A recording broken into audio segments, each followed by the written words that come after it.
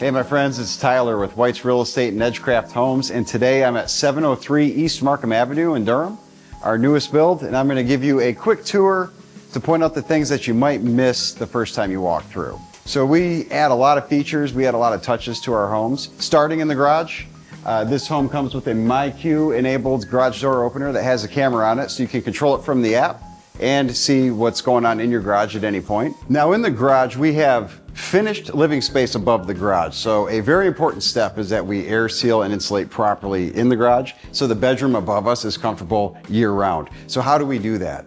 Along the walls that are exterior walls, we're not required by code to actually insulate those walls. However, we do. We have R15 batt insulation in there just like every other exterior wall.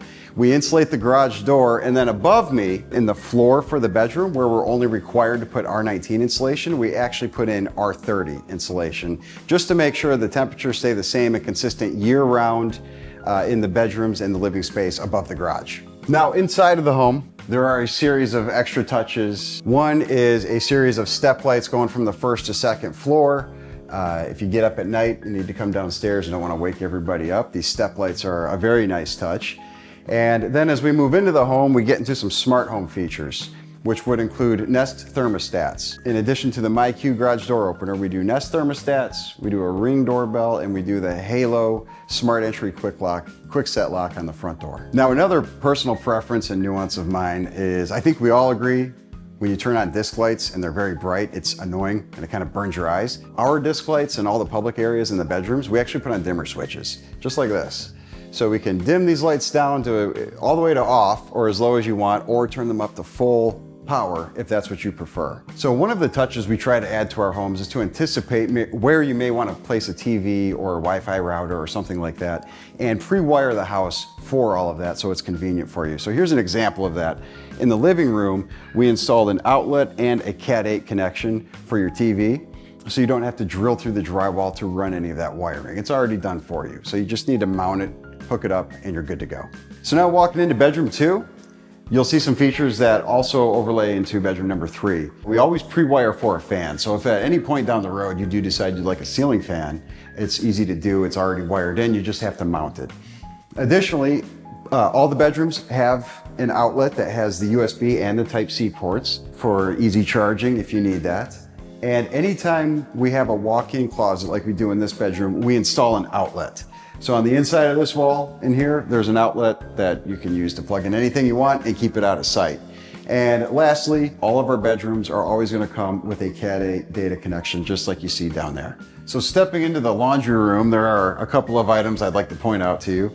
One is that the pan that our washing machine sits in is plumbed to the outside of the house. And what I mean by that is the drain in the bottom there, if your washing machine were to fail and leak, we have a way to capture that water and get it outside of the house without it leaking all over and destroying all your drywall. We do a recessed box for the dryer vent, so you can tuck the dryer all the way up against the wall.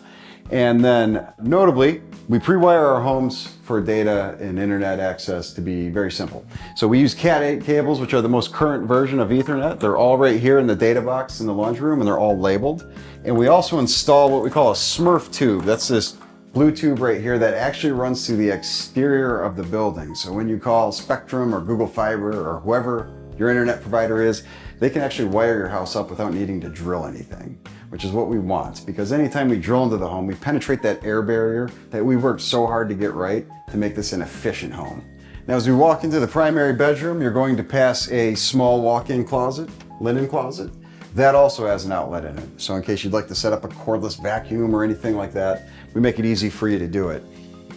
Now we have 4 disc lights in the primary bedroom, and once again, we don't want to burn our eyes out. So these are also on a dimmer switch. You can turn that up or down or use the chandelier or whatever you prefer, but we make that easy for you to adjust.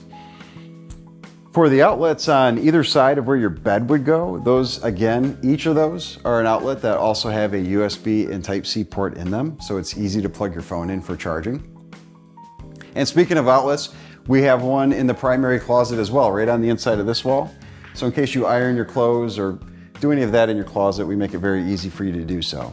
Now, assuming the TV will be mounted opposite the bed, we again have a Cat 8 at eye level height and an outlet, so it's very easy to install a TV here and plug it direct to your internet so you're not getting any Wi-Fi lag times. An item I'd like to point out in the primary bathroom, we have some dimmer switches in here. But a very key feature is in fact the bath fan switch of all things. This bath fan switch works on a timer. So the Home Ventilation Institute recommends anytime we have a moisture producing event like a shower, that we run that bath fan for at least 20 minutes. So what we've set up is a timer switch in here that anytime you turn that bath fan on, it's going to run for 20 minutes. And that can be adjusted up or down, easy to adjust. We set it for you for 20 minutes. So we're automatically running the fan long enough to really remove that moisture and not cause any long-term problems in your bathroom. And finally, for the third floor, I've got a couple of items I'd like to point out. So the first is, when you visit this home, when you come up here, what I'd like for you to do is walk on the carpet, either barefoot or in your socks, and feel the difference in the carpet. There's one line of carpet that we use from Mohawk. It's the only line I'll use, and we pair it with a memory foam pad. This is not cheap builder grade stuff. This is the most premium pad we're able to buy from our supplier. It feels like you're walking on a cloud. Then once you come in, you'll notice a couple of things. Again, we put all of the disc lights on a dimmer switch so we can dim these lights up and down to whatever temperature is comfortable for us. And we've pre-wired for 2 ceiling fans in here in case you would like to upgrade to those. You can see the covers on the ceiling right there. Additionally, we actually have 2 data ports up here, so you can plug in TVs or whatever you'd like in a couple of different places. There's an outlet and a data port behind that Avengers poster on the wall for a wall-mounted TV. And then we have another one over here in case you wanted to install or mount anything in a lower level in the bonus room. And the last thing I'd like to point out is that over on this side of the wall, if you ever wanted to make this a wet bar type area, we make it really easy for you to do that. Right behind this wall, we've roughed in plumbing for a hot water supply, a cold water supply, and a drain. So if you do want to install a wet bar at any point, the roughed in plumbing is already there for you. We make it very easy for you to do that.